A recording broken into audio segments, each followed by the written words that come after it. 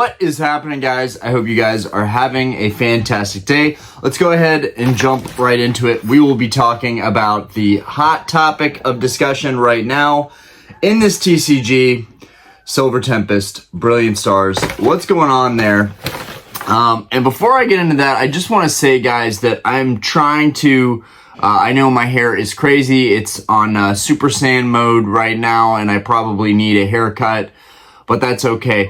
Anyways, I just woke up, and honestly, it's one of my favorite things when I wake up and my hair's all crazy. It just goes to show that you can have that crazy anime Dragon Ball Z Super Saiyan hair naturally. I love that.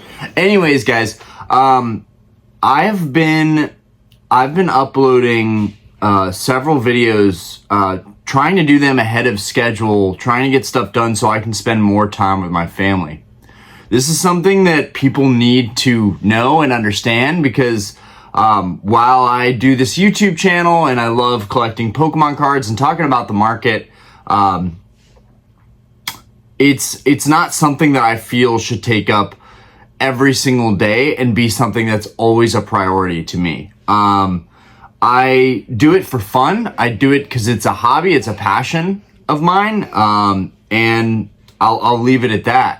That being said, a lot of my videos are done days ahead of schedule when I upload them. I uploaded a video talking about Lost Origin, and if, thinking that Silver Tempest was probably, or Brilliant Stars was going to be next. And by the time I uploaded that video, Brilliant Stars had already sold out. And Silver Tempest is amidst a sellout right now, in my opinion. It's been limited, from what I understand, to 4 boxes per purchase on Pokemon Center, which is interesting. And we're going to talk about that a bit here. But my point is, I did that video several days ahead of time. So pretty much I was just right because it ended up selling out way sooner than I had anticipated. Honestly, I thought that Silver Tempest and Brilliant Stars would be around for another couple of months, just based off of the time frame that these sets are releasing. Lost Origins as well. I'm still thinking about Battle Styles and the fact that it's 3 years old, and it blows my mind that set is not completely dried up yet, with all the demand for Sword and Shield sets. But looking at Lost Origin, Silver Tempest, and Brilliant Stars, yes, I know they're stronger sets, but I also am thinking, okay, well, these sets were much newer. You can't compare a 2-year release set, not even a 2-year-old set, to Battle Styles, which has been out for 3 years now. But it is what it is. Battle Styles is just way less popular, and it's okay. And I may even find down the road that it's something that I regretted buying so heavily into Battle Styles. I told you guys that I was buying 7 cases of Battle Styles. I actually have 10 cases of Battle Styles now, totaling 60 booster boxes. I might have even bought a couple single boxes on top of that. And this is for an entirely different reason that I might regret it. I still think that Battle Styles has just as much potential as every other set in Sword and Shield block. But I do think that there are signs that the economy is going downhill, and maybe the Pokemon card market just doesn't care. Maybe it's irrelevant to the Pokemon card market. Maybe this will be a safe haven, a place where people can invest in this as an alternative asset class where it is kind of it is shaded from the scorching heat of, an incoming recession. We don't know, maybe that's not the best analogy, but we don't know what's coming ahead economically. We really can't see what's going to happen in the next couple of weeks, months, and when things get hard economically, it makes Pokemon even less of a priority. So I think it'll be very interesting, but it's something that I've been thinking about recently. Like, there's all this talk in this hobby of investing in sealed modern, and myself included.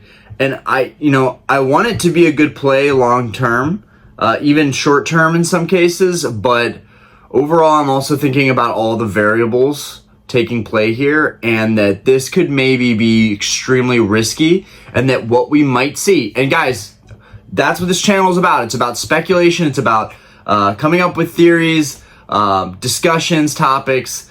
I think it's very possible that down the road, maybe a couple months down the road, maybe a year down the road, things get tough economically, and we see these products today that are booming in price right now, we see them getting dumped back onto the market, and people really just wanting to get their money back out. So I don't think that that's probably going to happen, just because people are so diehard, diamond-handed right now about Pokemon cards, about these modern Sword and Shield sets, and soon to be Scarlet and Violet. Honestly, once the ship has sailed with all of the opportunity that Sword and Shield has for us, I think it is just it's going to be obvious what the next move is, and that'll be Scarlet and Violet. But anyways, back on track, talking about these two sets. It's really simple for me.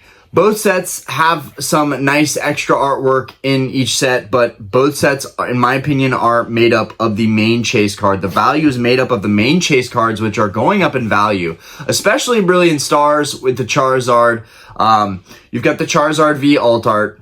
You've got the Lugia V alt art. Both in a very similar drawing style, both going up in value.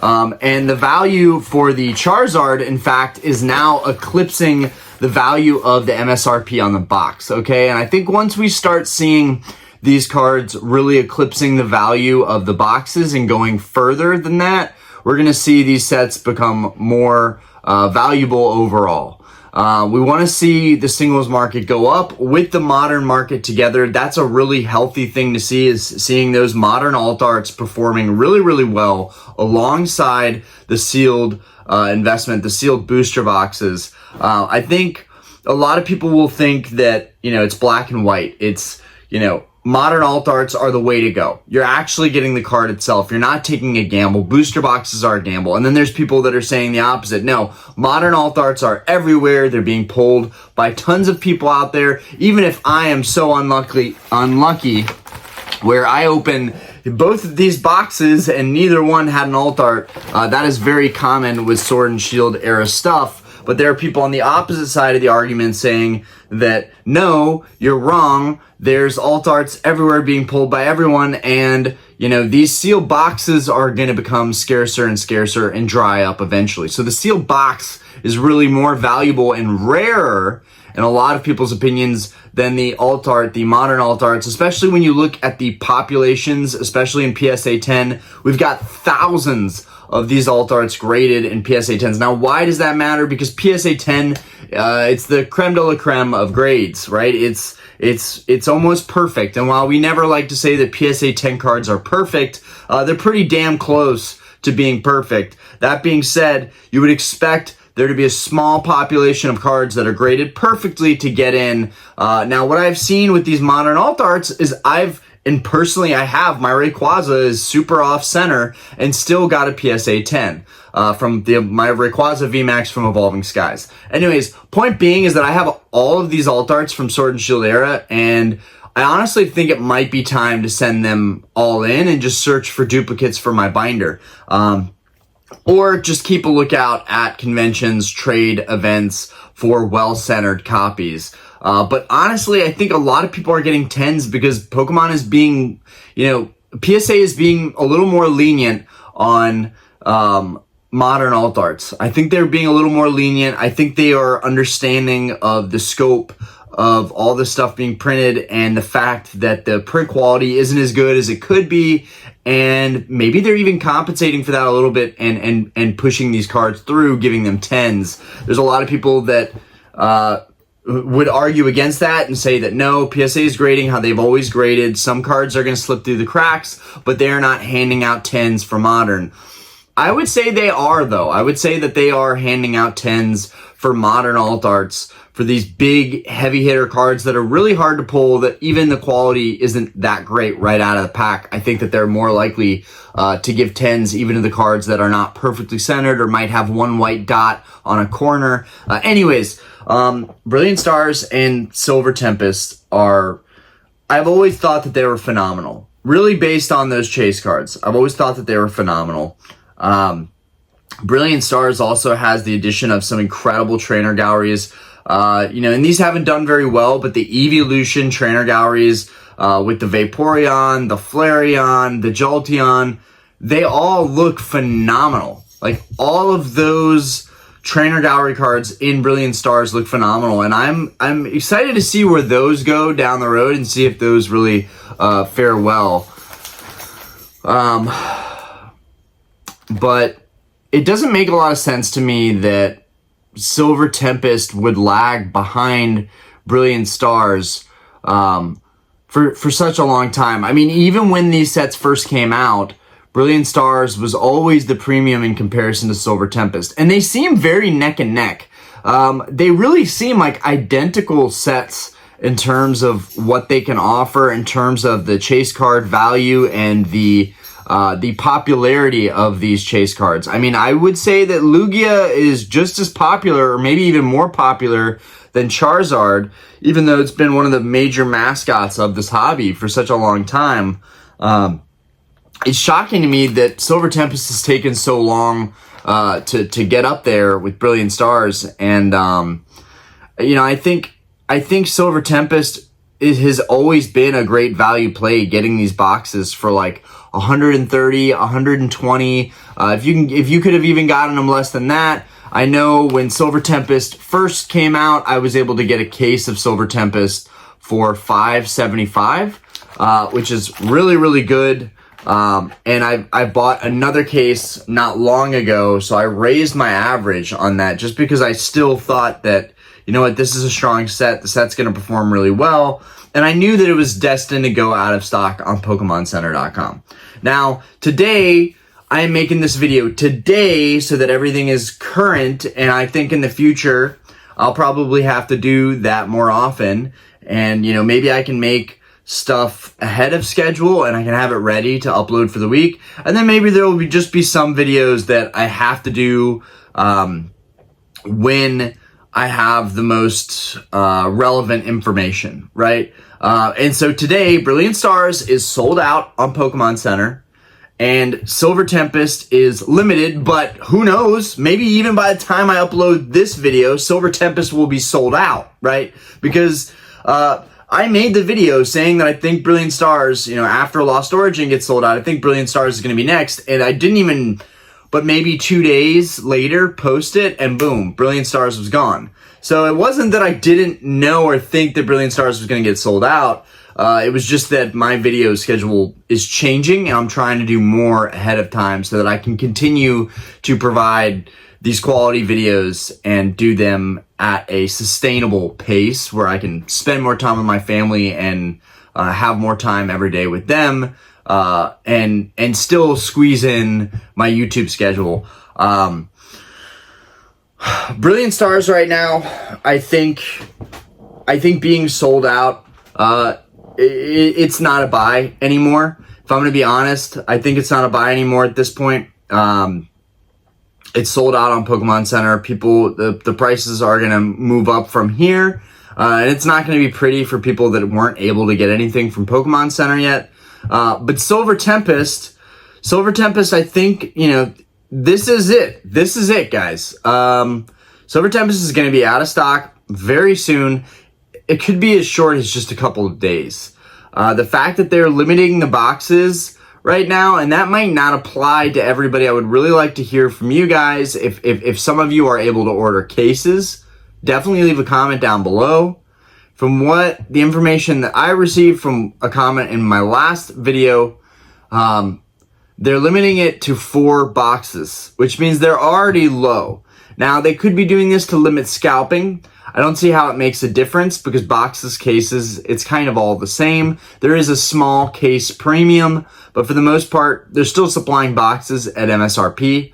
Now, do I think you could probably go on eBay and still get these boxes for $130 a pop off of eBay and save some money? Yes. Now, that was a day or two ago. That may have changed now. Those prices may have already sold out. But I hate when people correct me on pricing and on stuff being available when stuff right now in this market is changing very quickly. And And to that point, you know, with this stuff that I think is so close to being out of stock or sold out or moving up in price, it is important for me to try and do videos same day like today, instead of waiting. And even when I do a video same day, I still have to process it. I still have to upload it. So even if I did a video today Silver Tempest could sell out. Who knows, you know?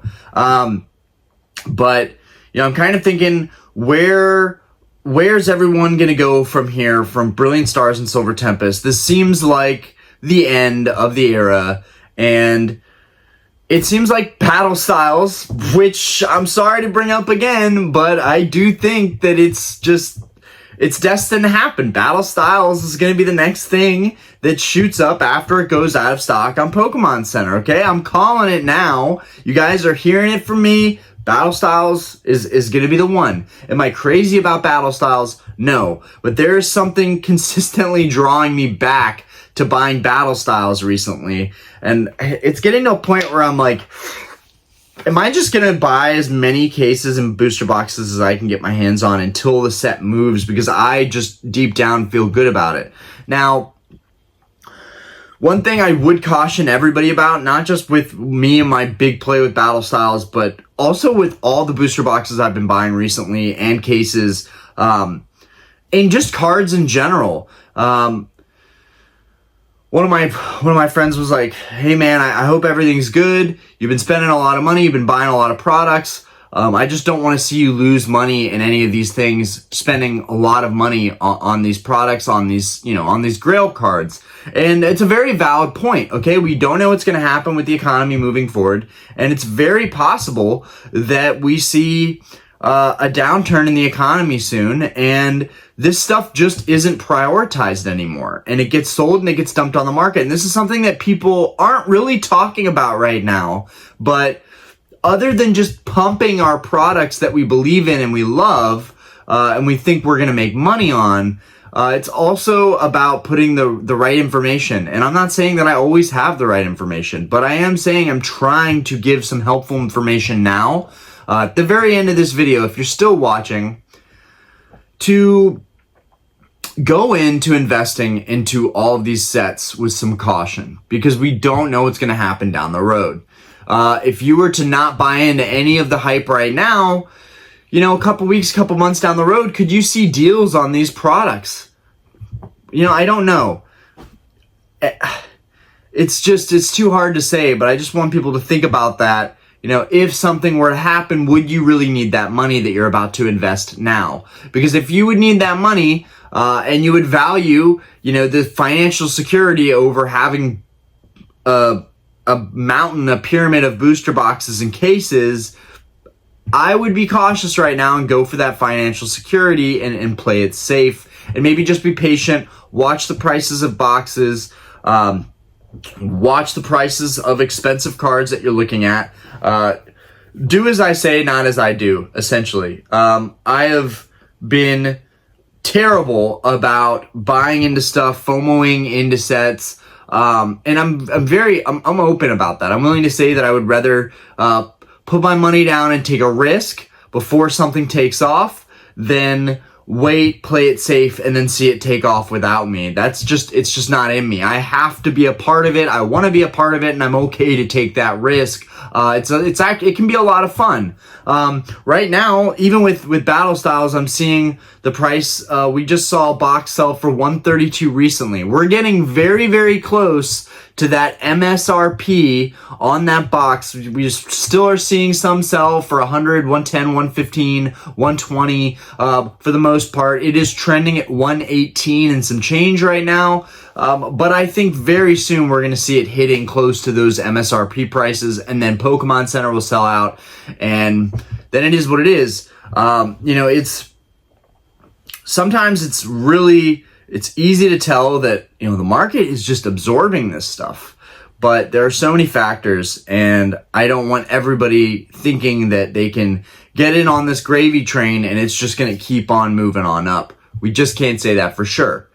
But as long as there's, you know, that sense of caution and knowing that, you know, this is a risk. Buying into Pokemon sealed products is a risk, And, you need to have the money set aside that you can cushion yourself. And I've gotten dangerously close to, taking that cushion away from myself. And so it's something that I am hoping some can relate to, that, it's fun to take a risk and maybe make some more money off of these products. But at the same time, you want to be careful that you're not reducing your quality of life in any way, or eroding that nice financial cushion that some of us have worked very, very hard to build up for ourselves. And it has taken a long time to build that financial cushion up, and very quickly that can be taken away buying heavily into products like this.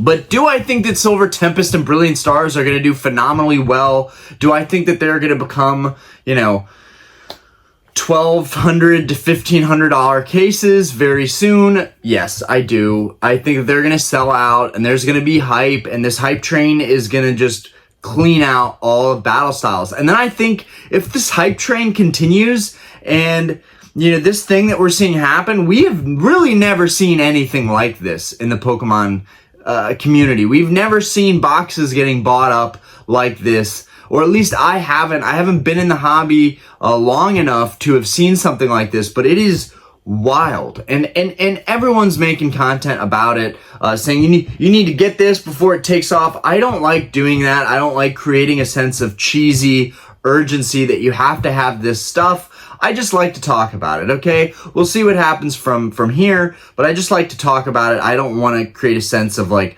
you're gonna miss out completely if you don't buy it now.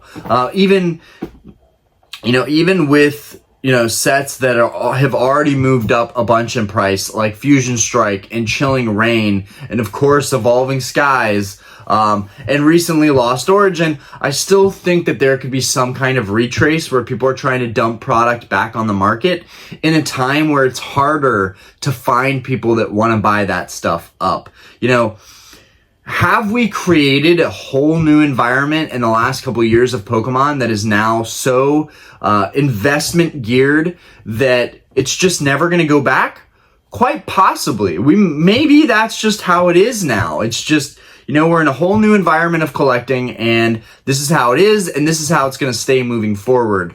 I just think it's way too soon to tell, and it'll be really interesting to see where these prices land in the long term.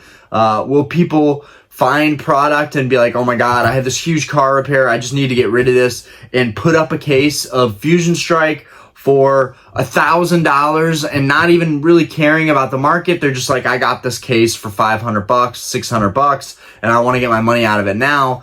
That's possible, okay? Anything is possible. People will say, oh my God, that's never going to happen. People are never going to sell below market on stuff. But dude, I have seen it all on eBay. Anything is possible. So it'll be interesting to see what happens with all these sets down the road. But I do think if this hype train continues, people are going to do this with Scarlet Violet. And we might even see somehow, some way, Scarlet Violet sets getting bought out of Pokemon Center way early. Because if you think about it, these sets, they're only 2 years old. Why? How are they already selling out? I mean, that's really, that turnaround is fast, guys. We are creating a whole new environment in this hobby, and it is just insane to me to see the kind of growth, the kind of demand, the popularity here. I thought that was just going to be a pandemic thing. I've referenced the pandemic hype, the pandemic bubble so many times, as have other content creators. But to see Pokemon just absolutely killing it, continuously killing it, is amazing. And when I compare it to like vintage grails of mine and cards that I love, high-end cards, like yes, they can gain value very fast in a way that is just as good as modern. But the thing with modern sealed product is the cost to entry. I've mentioned this many times. The cost to entry is so low, right? Like anybody and their mother can buy a box for $150 to $200, $250, let's say in Fusion Strike's case, and even Evolving Skies, you can still find boxes for probably around 500. I know right now there's available options around 600. A lot of auctions go above that because of their competitive nature, but I'm sure you can find it around that price point. And most people can afford that. It is a lot to bite off, but most people can still afford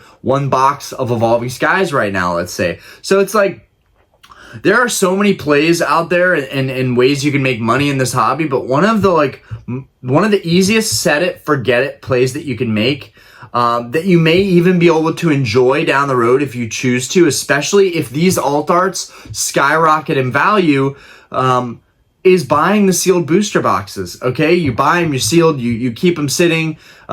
There's really not a whole lot of rocket science behind it. You're gonna open it up in another couple of years and sell for some type of gain, or you're gonna open it up and decide, you know what, that chase card in this set is now valued at $250. The box is still only valued at $200. Why don't we just take a crack at this and see what happens? So that is, one of the beauties of sealed collecting, is that, as card values go up, it also becomes a fun thing to wonder and think, what's inside of these sealed boxes in my collection. Anyways, Brilliant Stars, always liked it with that Charizard. Tried to scoop up a little bit more before going out of stock because I knew this was coming. And Silver Tempest really should be a lot of people's focus right now. It seems like the best bet value-wise, and I haven't even checked eBay. Maybe the option to buy Silver Tempest boxes at 130 is already gone and passed. I think my stomach is even turning right now. Like, I'm sick to my stomach thinking about, and I know I do this a lot, but I can't help it, how cheap these boxes were 2 years ago. Like, oh my God. All of these Sword and Shield boxes 2-3 years ago, we just didn't know. We just didn't know what was going to happen. Everything in the market was booming. The stuff was so modern that it just didn't have the juice at that time. The only thing that had the juice really, really early was Evolving Skies, which kind of paved the way for all of these sets, for speculation in all of these sets.